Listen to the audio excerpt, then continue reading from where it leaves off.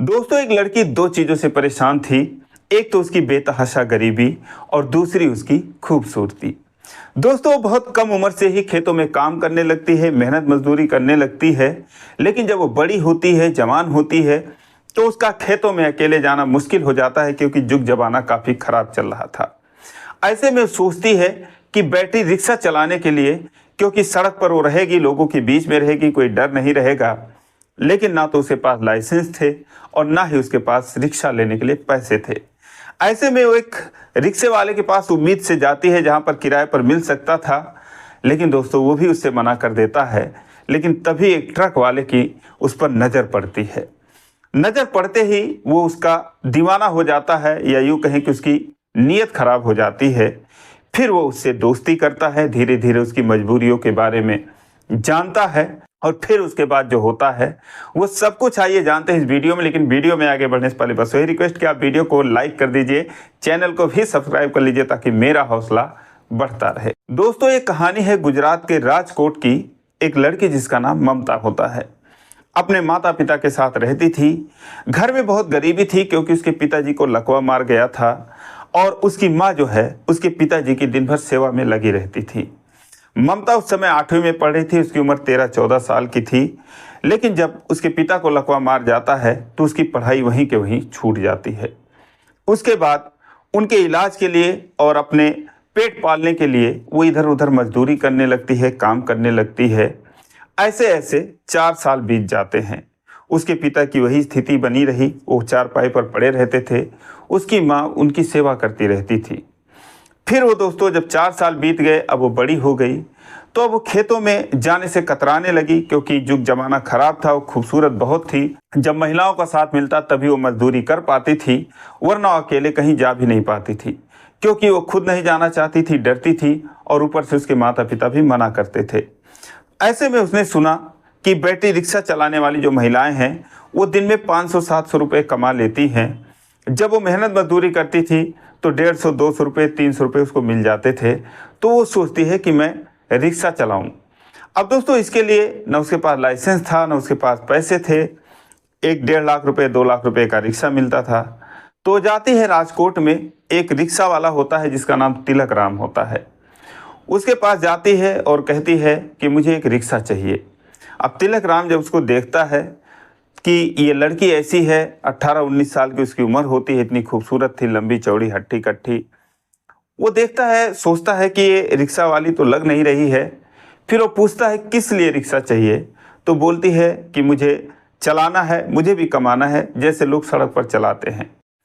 फिर तिलकराम उससे पूछता है कि तुम्हारे पास लाइसेंस है या फिर ऐसे ही चली आई हो। तो बोलती है कि मेरे पास लाइसेंस नहीं है, मैं बनवा लूँगी। बोला, अच्छा तुम बनवा लोगी, लेकिन 5-10 हज़ार रुपये का चालान कट जाएगा सड़क पर, तो वो कौन भरेगा। वो बोलती है कि नहीं कटेगा, मैं इसका ध्यान रखूँगी। फिर वो बोलता है कि तुम्हें चलाने आता है कि नहीं चलाने आता है। तो बोलती है कि आता है मुझे चलाने। हालांकि वो सिर्फ साइकिल चलाना जानती थी, उसे स्कूटी वगैरह ये सब चलाने नहीं आती थी, कभी उसने छुआ भी नहीं था। तो तिलक राम कहता है कि ऐसे नहीं होगा, पहले तुम लाइसेंस लेकर आओ, उसके बाद मैं तुम्हें किराए पर रिक्शा दूंगा। और तुम्हें ठीक से चलाना भी आता है कि नहीं आता है, पता चले कि तुम 300 रुपया मुझे रोज़ दोगी किराए का, और उसके चक्कर में कहीं तुम 5-10 हज़ार का चालान कटवा दी, उससे भी बच गई तो कहीं किसी को ठोंक दिया, एक्सीडेंट कर दिया, तो मुझे तो पता नहीं कितने भरने पड़ जाएंगे, तो मैं तुम्हें रिक्शा नहीं दे सकता। वो उसको मना कर देता है। अब दोस्तों, वो अपनी सारी मजबूरियां बताती हैं कि घर में मेरे ऐसी ऐसी बात है। लेकिन फिर भी वो कहता है कि मैं तुम्हें नहीं दे सकता भाई, तुम और कोई जाकर काम करो। और तुम रिक्शा चलाने वाली लग भी नहीं रही हो, किसी भी एंगल से कोई नहीं कह सकता कि तुम रिक्शा चलाओगी। अब दोस्तों, उसके बाद वो वहाँ से मुंह लटकाकर अपने घर चली जाती है। अपने माँ से पूरी बात बताती है, क्योंकि अपनी माँ को बता कर आई थी कि मैं जा रही हूँ रिक्शे के बारे में बात करने। तो कहती है कि ऐसे ऐसे कह के उसने मना कर दिया। अब दोस्तों, फिर वो 2 दिन घर में रही, लेकिन घर में इतनी परेशानी थी कि जिसका कोई हिसाब नहीं। फिर वो 2 दिन के बाद वहाँ जाती है तिलक राम के पास, फिर रिक्वेस्ट करने लगती है। फिर वो कहता है, भाई तुम्हें कह रहा हूँ कि ये और काम कर लो, मैं तुम्हें रिक्शा नहीं दे सकता। तभी वहाँ पर दोस्तों एक रिक्शा चलाने वाला आता है, जो कि रोज़ वहाँ से रिक्शा लेकर जाता था। तो मुझसे कहता है कि भाई, ये लड़की जो है वो रिक्शा चलाने के लिए कह रही है, कैसा रहेगा। अब दोस्तों वो कहता है कि अरे दे दो, कोई बात नहीं, 10 की जगह लोग इसको 20 भी दे देंगे, 50 भी दे देंगे, और इसके पीछे तो ग्राहकों की लाइन लग जाएगी। अब इतना कहकर दोस्तों वो रिक्शा लेकर चला जाता है। फिर तिलक राम उससे कहता है कि सुना उसने जो कहा, उसका कहने का मतलब ये था कि तुम्हारे पीछे लोगों की लाइन लग जाएगी, तुम्हें कोई छेड़ भी सकता है। सही बात है, कोई पीछे बैठा तो अलग बात है, आगे कोई बैठेगा तुमसे सटने ही लगेगा, क्या करोगी तुम। अब दोस्तों वो जो है फिर उस दिन उसका काम नहीं बनता, वहाँ से वो चली जाती है। ऐसे ऐसे 2-4 दिन वहाँ पर आती, रोज़ रिक्वेस्ट करती, रोज़ तिलक राम उसको मना कर देता। एक दिन उसके ऑफिस में एक बंदा बैठा हुआ था जिसका नाम नवजोत होता है।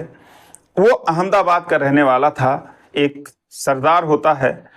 तो वो जो है उसके पास ट्रक होते हैं 2-3, और उन्हीं से वो बैटरी रिक्शे के जो पार्ट्स होते थे, जो बैटरी होते थे, उनका जो है वो सप्लाई करता था हर ज़िले में। अहमदाबाद में उसका मेन ब्रांच था, उसकी ऑफिस थी, उसका ट्रांसपोर्ट का काम था। तो वो जो है महीने 2 महीने में उन लोगों के पास जाता था हिसाब करने के लिए, जिनके जिनके पास वो अपना माल पहुंचाता था। अब ऐसे में वो तिलक राम के पास बैठा था, अपना हिसाब किताब कर रहा था उसके केबिन में। तभी जो है बाहर आती है ममता और आके फिर वहीं पर बैठ जाती है। अब जब नवजोत देखता है तो कहता है भाई तिलक राम, ये क्या चीज़ है यार, लड़की वड़की तूने बिठा रखा है, क्या माजरा है। अब तिलक राम जो है उसको सारी कहानी बताता है। कहता है यार ऐसी ऐसी बात है, गरीबी का रोना रोती है, आके मुझसे जो है किराए पर रिक्शा मांगती है, कहती घर में कुछ नहीं है, पिताजी को लकवा मार गया है। तो कहता है तो दे दे यार, इसमें कौन सी बड़ी बात है यार, मदद कर दे, अगर मदद मांग रही है तो मदद करना चाहिए। तो तिलक राम कहता है भाई तू अपना ट्रक दे दे, तुझे इतना ही वो है। तो कहता है यार मैं तो जान भी दे दूँ, वो इतनी क्यूट लग रही है, तू ट्रक की बात कर रहा है यार, अरे दे दे यार, उसको दे दे और कमा के तुझे दे ही देगी। तो बोलता है कि भाई उसके पास लाइसेंस नहीं है, उसके पास अगर कुछ हो गया कुछ तो जुर्माना भरने के लिए भी पैसे नहीं है, उसके पिताजी की ये हाल है, घर में कुछ भी नहीं है। तो बोलता कोई बात नहीं, एक काम कर, तू मेरे कुछ पैसे अपने पास रख ले, ऐसा कुछ हुआ तो मैं भर दूंगा। तिलक राम कहता है कि भाई देख ले यार, कुछ सोच समझ के बात कर। कहता मैंने सोच लिया यार, उसको तू दे दे रिक्शा, वो रिक्शा चलाएगी, तेरे पैसे दे देगी। बोलता है कि लेकिन उसके पास लाइसेंस नहीं है। तो बोला यार इसमें कौन सी बड़ी बात है, लाइसेंस तो तेरे हाथ में है, तू 1 हफ्ते में बनवा देगा, 15 दिन में बन जाएगा। बोला फिर उसको चलाने आता है कि नहीं आता है। तो बोला हाँ ये बात है, उससे देख ले, उसका टेस्ट ड्राइव ले ले, उसे चलाने आता है कि नहीं आता है। अब दोस्तों हर तरीके से जो नवजोत है वो उस पर दबाव डालने लगता है और उसको अपने जेब से 5,000 रुपये भी दे देता है। कहता है ये ले भाई, इसका लाइसेंस बनवा दे। अब दोस्तों वो किसी को फ़ोन करता है कि इधर आओ और एक लाइसेंस बनवाना है। वो वहाँ से चल देता है और फिर वो तिलक राम जो है ममता को अपने केबिन में बुलाता है और कहता है कि चलो ठीक है, तुम कहती हो तो मैं तुम्हें दे देता हूँ, लेकिन तुम आधार वगैरह लाई हो, कोई कागज़ लाई हो, क्योंकि कोई लाइसेंस के लिए आ रहा है। अब दोस्तों इतना सुनते ही उसकी आंखें छलक जाती हैं और वो समझ जाती है कि इसी बंदे की वजह से शायद आज ये मेरी बात मान रहे हैं। वो नवजोत की तरफ देखती है, नवजोत भी उसको देखता है और उसके बाद तिलक राम कहता है लेकिन अब तुम बताओ तुम्हें चलाने भी आता है कि नहीं आता है। अब दोस्तों वो सकुचाते हुए कहती है कि मुझे आता है, मैं चला लूँगी। तो नवजोत कहता है कोई बात नहीं यार, इसका टेस्ट ड्राइव ले ले तेरे कंपाउंड में। दोस्तों पीछे कंपाउंड था, उसमें कूड़ा कबाड़ा और यही सब टूटे फूटे रिक्शे वहाँ पर खड़े होते थे। तो कहता है कोई बात नहीं, चलो तुम चला के दिखाओ कि तुम्हें आता है कि नहीं आता है। अब दोस्तों वो तीनों कंपाउंड में जाते हैं और तिलक राम जो है उसे सारा फीचर्स बता देता है। कहता है ऐसे होगा वैसे होगा, ऐसे करना है वैसे करना है, और 2-4 चक्कर घुमा के उसको दिखा भी देता है। कहता है ठीक है अब तुम चलाओ। अब दोस्तों वो बैठती है, उसके बाद चाबी ऑन करके और जैसे ही एक्सीलेटर घुमाती है दोस्तों वो धड़ाम से जाती है और कूड़े में जाकर घुस जाती है। अब दोस्तों जैसे वहाँ पर ठोकर लगती है वैसे ही तिलक राम कहता है अरे यार तोड़ दिया। वहाँ पर दौड़ कर ये दोनों जाते हैं और तिलक राम जो है अपने गाड़ी का मुआयना करने लगता है कि क्या टूटा क्या बचा है, और नवजोत जो है वो ममता को संभालने लगता है। कहता है तुम्हें कोई चोट तो नहीं आई? बोली नहीं मैं बच गई। दोस्तों उसके बाद तिलक राम कहता है यार इसीलिए मैं कह रहा था कि इससे नहीं हो पाएगा और तुम ज़बरदस्ती कर रहे हो। तो नवजोत बोला यार शांत रहो यार, अरे चला लेगी, हम भी तो यार कभी गाड़ी सीखने में गिरे हैं पड़े हैं, इसमें कोई नई बात नहीं है। तिलक राम कहता भाई हम तो अपनी चीज़ तोड़ते थे, तो हमारी चीज़ तोड़ के सीख रही है। नवजोत कहता है भाई मैं कह रहा हूँ ना, जो तुम्हारा होगा मैं दे दूंगा, कोई बात नहीं। उसके बाद फिर जो है वो कहती है कि थोड़ा और घुमा के दिखा दो। अब दोस्तों नवजोत जो है वो बैठ जाता है और अपने बगल में उसको बिठा लेता है और वो चला के बताने लगता है। 1-2 घंटे बीत जाते हैं। तिलक राम तो चला जाता अपने केबिन में, क्योंकि लगातार उससे बैटरी रिक्शा लेने वाले आ रहे थे, किराए वाले आ रहे थे, तो उधर चला जाता है और 1-2 घंटा वहीं पर घुमाता है और उसके बाद लेके रोड पर निकल जाता है और उसके बाद उसको थोड़ा बहुत सिखा देता है, या यूँ कहें कि 50% वो सीख लेती है। उसके बाद फिर आता है कंपाउंड में, कहता है कि देखो ऐसे चलाना है, सावधानी से चलाना है। तो कहती है कि थोड़ा और मुझे सिखा देते एक दिन और। तो नवजोत कहता है कि यार तिलक राम तुम्हें सिखा देगा ना। तो कहती है कि नहीं, उनसे मुझे बहुत डर लगता है, आप सिखा दीजिए, आपकी बहुत मेहरबानी होगी। अब दोस्तों फिर वो अगले दिन वो वहीं पर रुक जाता है तिलक राम के पास, बोलता भाई आज मैं तेरे घर पर ही रहूँगा। अगले दिन फिर ममता आती है अपने घर से और वहाँ पर फिर उसे दिन भर सिखाता है। दोस्तों वो सीख जाती है। उसके बाद फिर वो अपने अहमदाबाद चला जाता है राजकोट से, और ये जो है उससे रिक्शा लेकर अपना चलाने लगती है। कुछ दिन में उसका लाइसेंस बन के आ जाता है। फिर 2 महीने बीत जाते हैं। नवजोत जो है वो फिर उसके पास आता है हिसाब किताब करने। आकर बोलता है यार क्या हाल है, उस लड़की का क्या हाल है। तो बोलता है यार लड़की तो यार बहुत अच्छी निकली, वो इतने हिफाजत से रिक्शा चलाती है कि जिसका कोई हिसाब नहीं है। जिस रिक्शे को वो चला रही है पिछले 2 महीनों में उसमें 1 भी रुपए का खर्चा नहीं आया है, और बाकी लोग तो ऐसे ले जाते हैं कि उसको तोड़ कर ले आते हैं। कोई सीट उखाड़ के ले आया, कोई लाइट उखाड़ के ले आता है, कोई चक्का उखाड़ के ले आता है, और वो 300 रुपये देते हैं तो 100 रुपये तो मेरे मेंटेनेंस में लग जाते हैं उसमें। और इसने 1 भी रुपए का उसमें खर्चा नहीं लगा है अभी तक। लेकिन यार उसके साथ बहुत बुरा हुआ है, वो पिछले 10 दिनों से काम पर नहीं आ रही है क्योंकि उसके पिताजी का निधन हो गया है। अब नवजोत ये बात सुनता है तो बोलता है यार तूने मुझे बताया नहीं, पहले बताना चाहिए था, और चलो चलते हैं उसके घर चलते हैं। तो तिलक राम कहता है यार मैं तो उसके घर पे गया था जब उसके पापा का निधन हुआ था, लेकिन चलो एक बार फिर चलते हैं। नवजोत और तिलक राम दोनों उसके घर के लिए जाते हैं। वहाँ से उसका घर 7-8 किलोमीटर दूर होता है। वहाँ जाते हैं तो माँ बेटी जो है बैठी थी घर में। जैसे इन दोनों को देखती हैं तो ममता जो है वो दहाड़े मार मार कर फूट फूट कर रोने लगती है। उसकी माँ भी रोने लगती है, और उसके बाद वो दोनों उन दोनों को बिठाती हैं, पानी वगैरह पिलाती हैं, चाय वगैरह मंगवाती हैं। तो नवजोत बोलता है कि क्या हुआ था, कैसे हुआ था, सब कुछ बताते हैं कि ऐसे ऐसे हुआ है। फिर नवजोत कहता है तो फिर अब काम वाम का क्या करना है, कब से करोगी।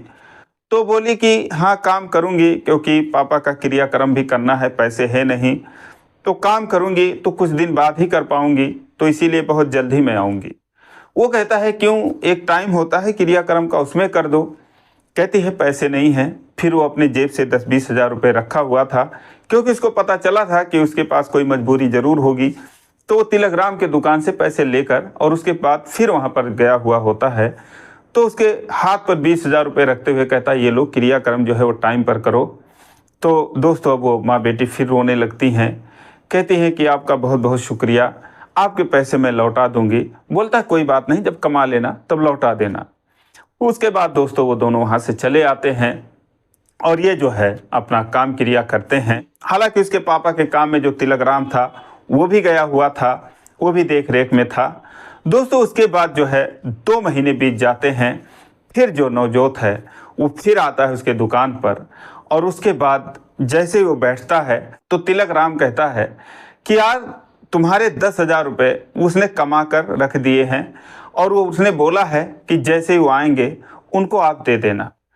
अब जब नवजोत सुनता है तो बड़ा हैरान होता है, कहता है यार तुझे बोलना चाहिए था कि तुम अपना काम वाम करो, मेरे पैसे का कोई टेंशन नहीं है। तिलक राम ने कहा कि मैंने उससे बोला कि उनके पास पैसों कमी नहीं है और तुम जो है अपना काम करो, लेकिन उसने कहा नहीं भैया, जब मैंने कमा लिया है तो पैसे देना ज़रूरी है। तो ये 10,000 रुपये रख कर गई है। अब दोस्तों उसके बाद वो पैसे ले लेता है, लेकिन जो ममता थी वो तभी आ जाती है और वो आते ही उसको देख के मुस्कुरा देती है, उसके आंखों में आंसू भी आ जाते हैं। जाते उससे मुलाकात करती है और कहती है कि आपने मेरे ऊपर जो एहसान किया है वो कोई किसी के ऊपर नहीं करता। नवजोत कहता है इसमें एहसान वाली क्या बात है, मुझे जो अच्छा लगा मैंने कर दिया। फिर उसके बाद जो है वो अपना रिक्शा लेके चली जाती है। फिर तिलक राम से नवजोत कहता है कि यार ये लड़की कैसी है? तो तिलक राम कहता है लड़की यार बहुत अच्छी है, लाखों में एक है, मैंने तो ऐसी देखी ही नहीं। तो बोलता है यार क्या मैं इससे शादी कर सकता हूँ? अब तिलक राम सुनता है तो सन्न रह जाता है, कहता है यार तू शादी करेगा इससे? तेरे घर वाले मानेंगे भला? तो बोला कि कोई बात नहीं, मेरे घर वालों ने मुझे खुली छूट दे रखी है। उन्होंने कहा जो भी लड़की तुम्हें पसंद आएगी तुम उसे शादी कर लेना। तो मुझे यार ये लड़की बहुत पसंद है, तू बता लड़की कैसी है? तो तिलक राम कहता है कि लड़की बहुत अच्छी है, इसमें तो कोई डाउट नहीं है, लेकिन भाई किसी को भाव नहीं देती। कुछ लोगों ने मजाक मस्ती करने की कोशिश की लेकिन कोई रिस्पांस नहीं देती। तो बोला कोई बात नहीं, मजाक अलग बात है, शादी अलग बात है, मैं इससे बात करूंगा। अब दोस्तों उसकी उम्र 25-26 साल की थी। अपने पिताजी का वो बिजनेस देख रहा था जो नवजोत था, और उसे खुली छूट थी कि वो अपनी शादी किसी भी लड़की से करे क्योंकि उनके परिवार वाले खुले ख्यालों के थे। तो दोस्तों अब वो जो है फैसला करता है कि इससे मैं शादी की बात करूंगा। अब दोस्तों शाम हो जाती है और अपना रिक्शा जमा करके ममता जो है अपने घर चली जाती है और उसके बाद शाम को ही उसके पीछे पीछे नवजोत उसके घर पर पहुंचता है। उसको देखते ही वो चौंक जाती है क्योंकि सोची थी कि अभी तो इनकी मेरी मुलाकात हुई थी दिन में। वो जाके बोलता है कि क्या हाल है? बोलती हाल चाल ठीक है। बोलता है कि तुमसे एक बात करना चाहता हूँ। वो चौंक जाती है, सोचती है क्या बात करेंगे। बोलती है बत कहिए। तो बोलता है कि तुमने शादी वादी के बारे में क्या सोचा है? तो वो कहती है कि शादी के बारे में ना तो हमारे पास पैसे हैं और ना ही हमारे तरफ से कोई रिश्ता देखने वाला है, देखी जाएगी शादी कब होगी, होगी कि नहीं होगी। तो नवजोत कहता है कि क्या तुम मुझसे शादी करोगी? अब दोस्तों इतना सुनते ही उसके आंखों में देखने लगती है और उसकी आंखों से झरझर आंसू गिरने लगते हैं। वो कहती है कि आपने क्या कहा? उसने कहा मैं ये कह रहा हूँ कि क्या तुम मुझसे शादी करोगी? दोस्तों इतना सुनते ही फिर वो उससे लिपट जाती है, कहती है कि हाँ मैं करूँगी। अब रोने लगती है, उसे पकड़ के उसको छोड़ती नहीं है। वो जो है उसे छुड़ाता है और कहता है कि तुम बहुत अच्छी हो, मैंने तुम्हें जब पहले ही दिन देखा था तभी पसंद कर लिया था। दोस्तों उसके बाद वो 2023 में शादी करते हैं और आज पति पत्नी के रूप में बहुत ही खुशहाल ज़िंदगी बिता रहे हैं। तो दोस्तों ये रही कहानी, आपको कैसी लगी कमेंट करके ज़रूर बताएं, और अच्छी लगी हो तो वीडियो को लाइक नहीं किया तो लाइक कर दीजिए, चैनल को सब्सक्राइब कर लीजिए। फिर मिलेंगे अगले वीडियो में, तब तक के लिए जय हिंद।